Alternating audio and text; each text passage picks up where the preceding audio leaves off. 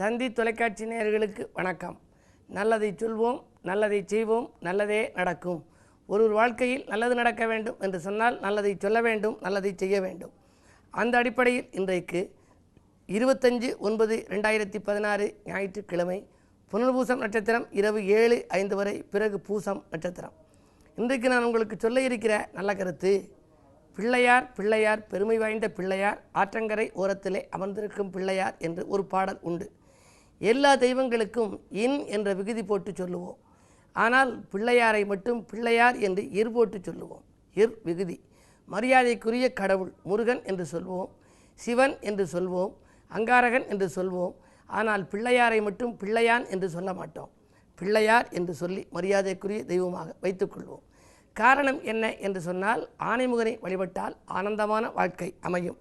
ஒரு பழைய பாடல் உண்டு. திருவாக்கும் செய்கருமும் கைகூடும், பெருவாக்கும் பீடும் பெருக்கும் உருவாக்கும், ஆதலால் வானோரும் ஆனை முகத்தானை, காதலால் கூப்புவோர்தம் கை. ஆனை முகத்தானை பார்த்து வானவர்களும் கைகூப்புவார்கள் என்று சொல்லி ஒரு பாடல் உண்டு. அப்படியானால் மண்ணுலகில் வாழ்கிற அவரை நாம் கும்பிட வேண்டும். ஒரு கோவிலுக்குள் நுழைந்தால் நுழைந்தவுடன் பிள்ளையாரைத்தான் பார்க்க வேண்டும். விநாயகரை தொழுதுதான் எதுவும் செய்ய வேண்டும். வேளமுகத்து விநாயகனை தொழ வாழ்வு மிகுத்து வரும். வெள்ளை கொம்பன் விநாயகனை தொழுதால் துள்ளி ஓடும் தொடர்ந்த வினைகளை என்று சொல்லியிருக்கிறார்கள். 12 ராசிகளுக்கும் 12 விதமான பிள்ளையார் இருக்கிறார். அப்படி இருக்கிறாரா என்று நீங்கள் கேட்கலாம். பொதுவாக மேசராசிக்காரர்களுக்கு என்று உரிய விநாயகப் பெருமான் வக்ரதுண்ட விநாயகர் என்று இருக்கிறது. அதை அவர்கள் வழிபட்டால் எதிர்ப்புகளையெல்லாம் வெல்லக்கூடிய ஆற்றல் உண்டு. ரிஷபராசிக்காரர்களுக்கெல்லாம் சக்தி விநாயகர் என்ற பெயரிலே இருக்கும் பிள்ளையாரை கும்பிட்டால் சகல பாக்கியங்களும் கிடைக்கும். மிதுன ராசிக்காரர்களுக்கு லட்சுமி கணபதி. பொதுவாக பிள்ளையாருடைய துடையிலே லட்சுமி உட்கார்ந்திருக்கும். குன்றக்குடியிலேயெல்லாம் மலை மீது லட்சுமி கணபதி இருக்கிறது.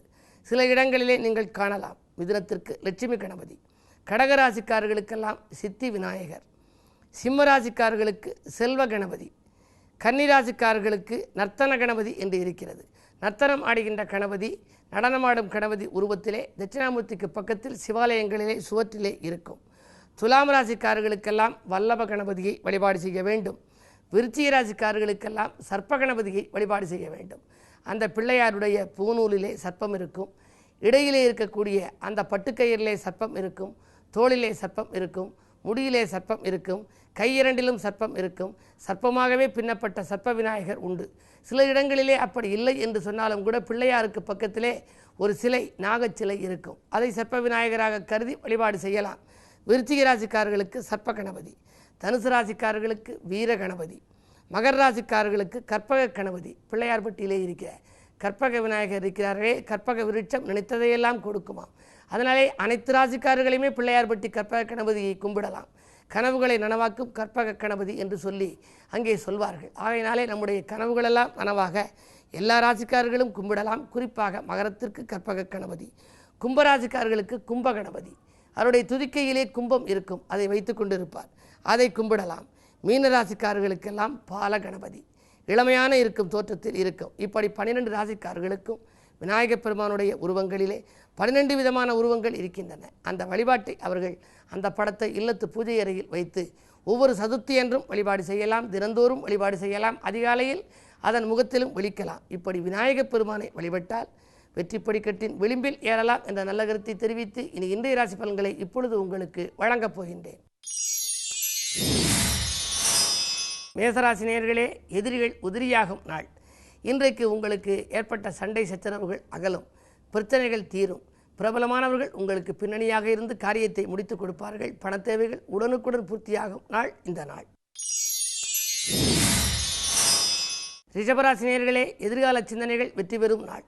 ஏதேனும் புது முயற்சிகள் இருந்தால் அந்த முயற்சிகளில் உங்களுக்கு அனுகூலம் கிடைக்கும். எடுத்த முடிவுகளை எல்லோரும் வியப்பில் ஆழ்த்தும். பணத்தால் உங்களுக்கு நன்மைகள் கிடைக்கப் போகின்றது. பயணத்தாலும் உங்களுக்கு நன்மைகள் கிடைக்கும். உறவினர்களின் ஆதரவோடு இல்லத்தில் ஒரு நல்ல காரியம் ஒன்று நடைபெறும் வாய்ப்பு உண்டு. இந்த நாள் உங்களுக்கு ஒரு இனிய நாள். மிதுனராசி நேயர்களே, நிதிநிலை உயர்ந்து நிம்மதி காணுகின்ற நாள். நிழல் போல தொடர்ந்த கடன் சுமை குறையும். வரவு திருப்திகரமாகவே இருக்கிறது. புதிய தொழில் தொடங்க முயற்சியில் ஒரு சிலர் ஆர்வம் காட்டுவர்.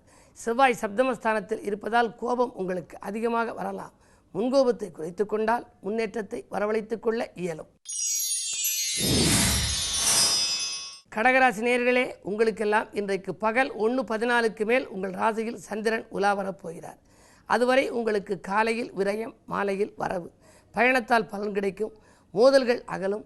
முன்னெச்சரிக்கையோடு நீங்கள் நடந்து கொண்டு சில காரியங்களில் சாதித்துக் கொள்வீர்கள். மாற்று மருத்துவத்தால் உடல்நலமும் சீராகும்.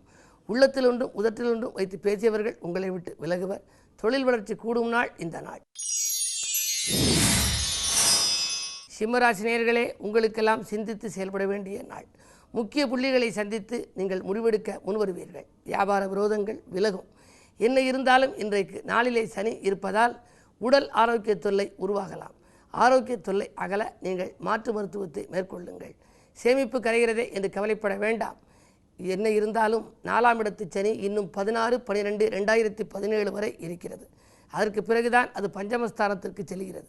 அர்த்தாஷ்டம சனியின் ஆதிக்கம் இருக்கின்ற பொழுது இடமாற்றம், வீடு மாற்றம், வாகன மாற்றம் என்றெல்லாம் ஏதேனும் ஒரு மாற்றங்களை நீங்களாகவே செய்து கொள்ள வேண்டும். குடியிருக்கும் வீட்டால் பிரச்சனைகள் ஏற்படலாம். குடும்பத்தில் உள்ளவர்களோடு தகராறுகள் உருவாகாமல் பார்த்துக்கொள்வது உங்கள் புத்திசாலித்தனம். கிழமை ஞாயிறு என்பதால் சிவனை வழிபாடு செய்யுங்கள். கன்னிராசி நேயர்களே, தொழில் முன்னேற்றத்திற்கு தொகை கிடைக்கும் நாள். இன்றைக்கு நீங்கள் தொழில் முன்னேற்றம் கருதி வள்ளல்களை சந்தித்தால் உங்களுக்கு தொகை கிடைக்கலாம். சொத்துக்கள் வாங்கும் முயற்சி கைகூடும். அரசியல்வாதிகளால் அனுகூலங்கள் உண்டு. வருங்கால நலன் கருதி தீட்டிய திட்டங்கள் எல்லாம் உங்களுக்கு வெற்றி பெறும். நண்பர்கள் நல்ல தகவல்களை கொண்டு வந்து சேர்ப்பர். துலாம் ராசி நேயர்களே, அக்கறை காட்டாத செயலில் கூட ஆதாயம் கிடைக்கும் நாள். இன்றைக்கு அதிகாலையிலேயே உங்களுக்கு வரும் அலைபேசி வழி தகவல் நல்ல செய்தியை கொண்டு வந்து சேர்க்கப் போகின்றது. ஆற்றல் மிக்கவர்கள் உங்களுக்கு பின்னணியாக இருந்து நல்ல காரியங்களை முடித்துக் கொடுப்பார். அதிகாரிகளாலும் உங்களுக்கு அனுகூலங்கள் உண்டு. பாகப்பிரிவினர்கள் சுமூகமாக முடியும். உடன்பிறப்புகள் உங்கள் குணமறிந்து நடந்து கொள்வார். விருச்சிக ராசி நேயர்களே, உங்களுக்கு சந்திராஷ்டமம். எதை செய்தாலும் யோசித்து செய்ய வேண்டும். இறைவனை பூஜித்து செய்ய வேண்டும். இறைவன் திருநாமத்தை வாசித்தும் செய்ய வேண்டும். அது மட்டுமல்ல, ரொக்கம் வந்த மறுநிமிடமே செலவாகிறது என்று கவலைப்படுவீர்கள். விலையுந்த பொருட்களை கையாளுவதிலே கொஞ்சம் கவனம் செலுத்துங்கள். பயணங்களை தள்ளி வைக்க நேரிடலாம். இந்த நாளை இனிய நாளாக அமைத்துக்கொள்ள சிவாலய வழிபாட்டை மேற்கொள்ளுங்கள். தனுசு ராசி நேயர்களே, விரோதங்கள் விலக விட்டுக் கொடுத்து செல்ல வேண்டிய நாள். அரைகுறையாக நின்ற பணி மீதியும் தொடரும். தொழிலில் புதிய பங்குதாரர்கள் வந்து இணைய வாய்ப்பு உண்டு. செவ்வாய் விரையாதிபதி ராசியில் இருப்பதால் சொத்துக்கள் வாங்கியது விரயமாகிறது என்று கவலைப்படுவீர்கள். திருமண முயற்சிகளில் ஒரு சில தடைகள் ஏற்படலாம். எனவே இந்த தடைகள் அகலவும், வருமானம் திருப்திகரமாக இருக்கவும், 10ஆம் இடத்தில் உள்ள குருவால் பலன் கிடைக்கவும் குலதெய்வ வழிபாட்டை மேற்கொள்ளுங்கள். குலதெய்வ வழிபாடு உங்கள் குடும்ப முன்னேற்றத்திற்கு வித்திடும். மகர ராசி நேயர்களே, உங்களுக்கு இன்றைக்கு மகிழ்ச்சி கூடுகின்ற நாள். மங்கள நிகழ்ச்சிகள் இல்லத்தில் நடைபெறுவதற்கான அறிகுறிகள் தென்படுகின்றன. வியாபாரத்தில் எதிர்பார்த்ததை காட்டிலும் கூடுதலாக லாபம் கிடைக்கலாம். மாமன் மைத்திர வழியில் ஏற்பட்ட மனக்கசப்புகள் மாறும். சேமிப்பு உயரும் நாள் இந்த நாள். கும்பராசி நேயர்களே, உங்களுக்கெல்லாம் குலைந்து பேசுபவர்களால் குழப்பங்கள் ஏற்படும் நாள். இன்றைக்கு கோபத்தை குறைத்து கொண்டு செயல்படுவது நல்லது. கொடுக்கல் வாங்கலில் கவனம் தேவை. இல்லையே ஏமாற்றத்தை சந்திக்க நேரிடும். குழந்தைகளையும் உங்கள் மேற்பார்வையில் வைத்துக் கொள்ளுங்கள். ஏதேனும் அவர்கள் எடுத்த முடிவால் விபரீதங்கள் ஏற்படலாம். எனவே உங்களுடைய மேற்பார்வையில் குழந்தைகள் இருந்தால் சிக்கல்கள் ஏற்படாது. பெண்வழி பிரச்சனைகள் நல்ல முடிவுக்கு வரும். மாலையில் விரயம் உண்டு. மீனராசி நேயர்களே, பற்றாக்குறை ஏற்பட்டு பணிகள் பாதியிலேயே நிற்கும் நாள். இன்றைக்கு பணப்பிரச்சனைகள் அதிகரிக்கலாம். உடனுக்குடன் நீங்கள் சில காரியங்களை செய்துவிட்டு பிறகு கவலைப்படுவீர்கள். எதையும் யோசித்து செய்வது நல்லது. பிள்ளைகள் உங்களுக்கு எதிரியாக கூட மாறலாம். எனவே அருகில் இருப்பவர்களை அனுசரித்து கொள்ளுங்கள். பொறுமையை கடைப்பிடியுங்கள். எதை செய்தாலும் ஒரு முறைக்கு பல முறை யோசித்து செய்யுங்கள். உத்தியோகம் சம்பந்தமாக எடுத்த முடிவுகளை இன்னும் 1-2 நாட்கள் சென்றுதான் நல்ல முடிவு உங்களுக்கு வரும். அதுவரை பொறுமையை கடைப்பிடிக்க வேண்டிய நேரம். இன்றைக்கு கிழமையின் அடிப்படையில் ஞாயிறு என்பதால் அருகில் இருக்கும் சிவாலயத்திற்கு சென்று உமாமகேஸ்வரரை வழிபாடு செய்யுங்கள். உமாமகேஸ்வரர் வழிபாடு உங்கள் முன்னேற்றத்திற்கு வித்திடும். மேலும் விவரங்கள் அறிய தினத்தந்தி படியுங்கள்.